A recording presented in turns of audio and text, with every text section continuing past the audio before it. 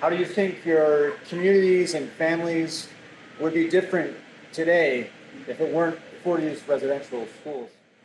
Because the residential schools had been decades in the running, like you're thinking like 1831 was when the mush hole was established, right? And the Mohawk people were actually living in that area.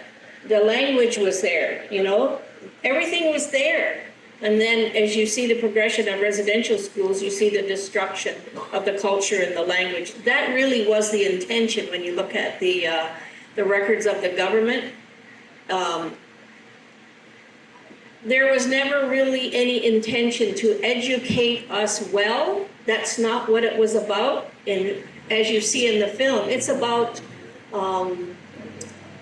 the genocide and the assimilation. That's really what it was all about. They could care less what happened to us, I can tell you that right now.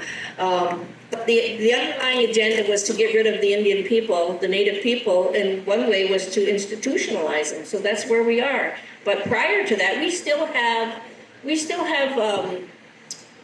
I wouldn't say a lot, but we do have language coming back, and the Mohawk language, the Cayuga language, I'm not too sure about the other ones, but in our, like at Six Nations, there is a revival of the language. More people, I would say, are probably going back to Longhouse.